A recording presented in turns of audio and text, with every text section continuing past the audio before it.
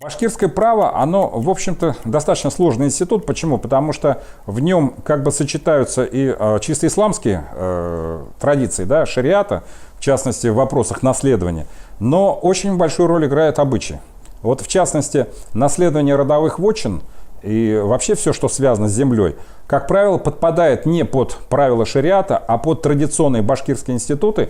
В частности, вот шежере, башкирские шежере, они являлись очень часто во время судебных процессов почти единственным доказательством права члена на вотчинную территорию.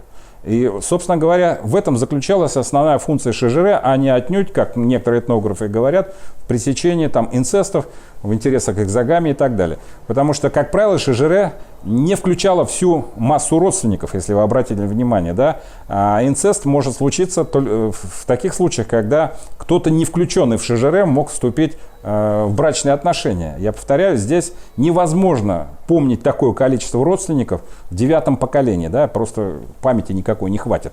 Основная функция шежере – это именно правовое обеспечение наследования родовой территории. То есть человек ушел из Башкирии, 20-30 лет где-то пропадал, вернулся, там сменилось поколение, как он докажет свои права на землю? Только встретившись с стариками рода и сверставшись родством, выяснив, кому он приходится. Только после этого он получает право на участие в распоряжении собственностью, родовой собственностью, ее пользование ей. Поэтому я повторяю, в вопросах наследования, кстати говоря, тоже не все было так просто. Почему? Потому что было понятие особо-вотчинников. Вы, наверное, слышали, да? Вот особо-вотчинники – это считаются вотчинники, которые не имеют припущенников. Таковых, кстати, было очень мало, вот судя по документам генерального межевания. И при этом любопытный момент. В вопросах наследования мусульманское право в вопросах наследования земли стоит на других позициях, нежели башкирское обычное право, где преимущество при наследовании дается старшему сыну, а не младшему брату. То есть вот эта система, я повторяю, она является характерной именно для башкир. У других мусульман мы такого в отношении земельного права не наблюдаем. Об этом, кстати говоря, писал Фидель Фанилевич Шейахметов при изучении мусульманского права у башкир. То есть есть нюансы, которые имели место только в данном обществе. Дело в том, что все-таки первоисточником владения землей является шежере. То есть если мы будем расставлять акценты, да, что является базовым. Оберегательные грамоты поэтому и называются оберегательными грамотами, поскольку они фактически даются тому, кому позволено защищать свою территорию. То есть, условно говоря, если в вашу вотчину вторглись инородцы, оберегательное право дает возможность использовать насилие для того, чтобы выдворить этих нарушителей или предоставить их в руки закона. То есть вы понимаете, что насилие просто так по русским законам запрещалось кому-либо применять. Оберегательное право такую возможность предоставляло.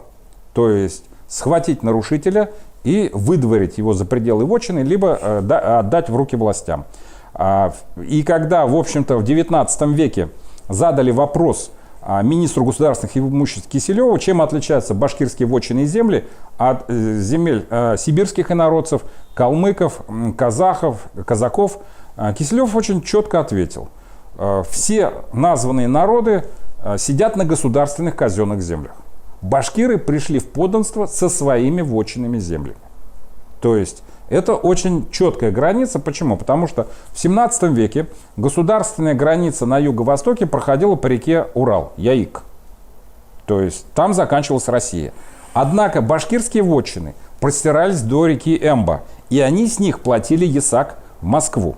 То есть, понимаете, да, ситуацию? Российские подданные владеют территориями за пределами границ российского государства. Они считаются башкирскими, но не считаются государственными. Эти земли за пределами государственных границ. Это вот показатель того, что родовая территория, это немножко нет, на нее не распространяется понятие верховная собственность государства.